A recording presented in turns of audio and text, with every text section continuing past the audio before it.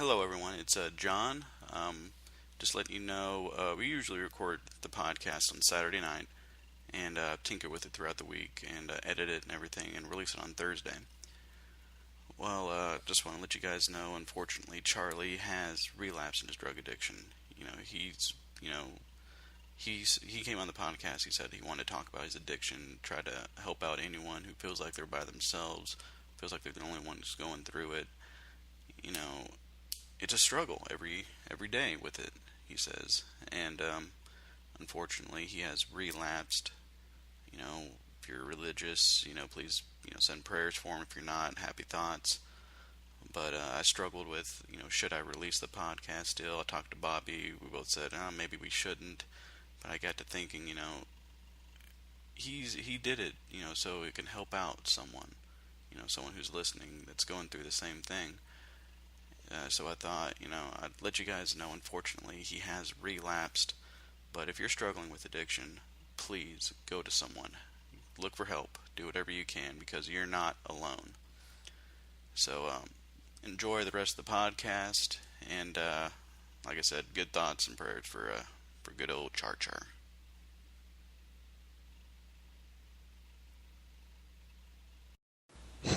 Alright, everyone, welcome back to Blissfully Unaware. Um, Now, for the past few months slash about a year or so, our buddy Charlie here has been, getting a little bit of serious note here. He's been suffering a little battle with addiction, and you wanted to talk a little bit about that, right? Yeah. Um, Guess it all started early last year. Well, I was technically 3 years ago. I was in a relationship with a person who stressed me out to the max, and I went to a psychiatrist, and she actually gave me a couple of pills to calm me down. I was having panic attacks and just constant anxiety, and went to a psychiatrist, and he prescribed me an antidepressant for long-term treatment of anxiety, and then he prescribed me short-term treatment, Klonopin. And so when you take the Klonopin, it just totally melts all your cares away, which when you're suffering from panic attacks and anxiety, that's just like a miracle pill. And like you almost establish an emotional connection with it. It's so powerful and so helpful. And it kind of gets you a little high. It's euphoric. But I think part of that euphoria is the fact that it takes your anxiety away. There's a pleasure in that there's a feeling of relief. So I associate that with, I guess, and then sometimes she would leave the house or whatever, and I would be alone, and I would just sit there on the couch and play Bejeweled and pop a couple of Klonopin and just kind of let it sit in and me be just in a total state of relaxation and peace. And that was kind of like my highlight of that entire year. Now, Because, I mean, she was stressful every single day. There was always something going wrong. Hospital visits, found out she was cheating on me, and just now, constant. just to let everyone know how bad it got, he was with this girl for a few months, and I saw, pop-up message come up on Facebook that changed her status from in a relationship to engaged. So instantly, right there, I'm like, holy shit, because to be honest, from the start, I didn't really, something about her was just kind of off. But this is my buddy, so I'm going to be there for him, So I call him up and said, so when's the big day? And he said, oh, it's going to be in October. So I'm like, okay. So this was probably 4 or 5 months before that. As the date gets closer, it was about a month and a half or so before the date that he said it was going to be. So I'm like, hey, I have to ask off work. When's the wedding going to be? And he just kind of laughed and said, did I tell you we were going to get married? I'm like, yeah.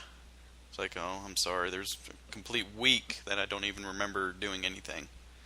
So he just he had no recollection of the conversation at all.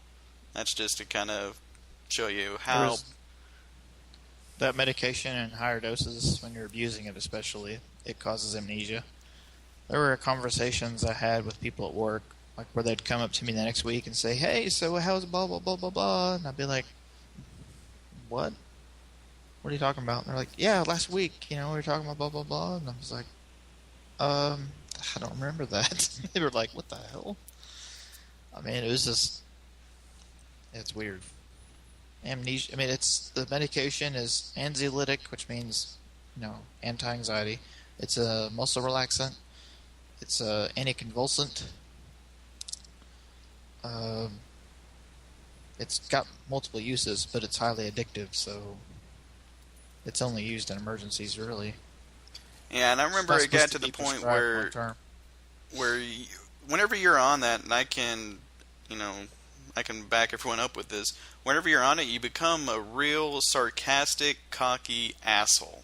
Is basically what happens. That's hydrocodone that does that to me. No, this is before you started that, because you said that you were on that whenever Hannah didn't like how you're acting, so she wanted you to stop. So she got, you and all your family had a little intervention with you. Yeah. How many interventions have you had? Just one. And after that, I stopped. You've had one, and then you had one for alcohol, and then you had one just now. They weren't technically like, let's all sit around and tell Charlie we all love him. Just because, 8 people aren't in a room telling you have a problem doesn't mean that.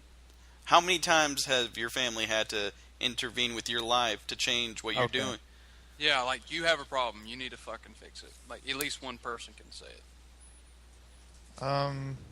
Probably in the last 3 years, I can think of 3 times.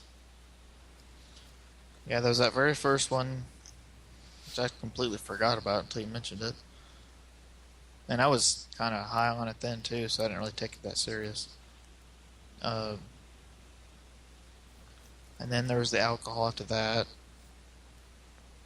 And then I was clean for like 2 months, and then I went right back to the liquor store and started drinking again, and I stopped drinking.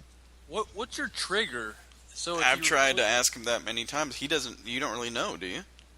Because when you describe your Klonopin experience, that's just like a buzz from alcohol.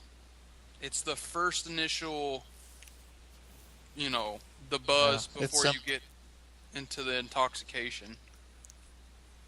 And it's like the same thing. It acts in the same part of the brain. Yeah. It's basically an alcohol in pill form. It just lasts a lot longer. So, what you're saying, though, is that you got so stressed when you were with that lady, the girl, that she recommended him the pills? That's how you were actually introduced? Or because it was such the stress that you're like, hey, I need to go to the psychiatrist? Well, it seems like to me that she just liked to get high, so she got you involved with it. Only she didn't like how you were when you were on it. No, she had already been prescribed it because she had so many emotional issues, and she knew it was for anxiety, so she saw I was anxious, so she gave it to me, and it helped. And then she didn't keep giving it to me, but she gave me a taste, and eventually it was just to the point, it was 2 or 3 weeks before my psychiatrist appointment, and I just couldn't make it. So we went to a urgent care clinic, and she's like, okay, now he's probably going to give you Xanax. And she knew exactly what he was going to do and everything, like she'd done it before. And just tell him you can't relax and you got an appointment, blah, blah, blah, blah. She knew exactly how to manipulate him. And he's like, okay, I'm going to give you a bottle of Xanax. He's like, and only because you have an appointment. So he gave me 20 pills or something like that. And that was the first time I've ever took a Xanax, and it made me a drunken, belligerent ass. And I was saying all kinds of horrible things to her. I was telling her how hot the girl was that I dated before her. I was like, man, Jennifer, she was fucking beautiful. I was just talking about how, the girl I work with, how perfect her body was. I was just being an ass to this girl. And she was crying, and then, she threw away the pills because she didn't like the way they made me act. I'm thinking, these just saved my life, and now you threw them away. I don't care how I'm acting.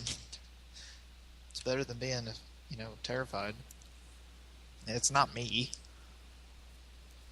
That's the thing about drunkenness.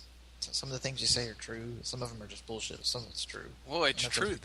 Alcohol's truth serum. I mean, there's a Seinfeld episode on it. But some of it's just bullshit, but most of it is kind of like you're speaking your mind because you don't care. Yeah, it takes away your inhibitions. Yeah. Well, that's what this Klonopin and Xanax stuff does. They're called tranquilizers. But my way of thinking, though, is I don't understand why you become a recluse. Is it because you're so petrified that you're like, holy shit, if I go out and I'm around people that I love, they're really going to figure this shit out. But yet you would still get high and still go around them and shit. It's just what drug addicts do is they almost... how were you putting it the other day, Charlie? They just want to... They almost don't want, it's like you said, they basically just, they don't want you to figure them out, know what's going on almost. So they avoid contact with friends and family. Yeah, I can kind of attest to that. You get good at learning how to hide things. Like I used to put water droplets in my eyes to get rid of the redness. That way they wouldn't be able to tell that my eyes were red from being stoned. Well, I mean, you could just tell by the dilation of the pupils, though. Yeah. But the Klonopin does it too. Makes you, because you get tired and your eyes get red. Yeah. Yeah, I told my mom that. I was like, because I seriously wanted to quit taking that stuff. And I said, if you're having any doubts, check my pupils. If my pupils are tiny, something's wrong.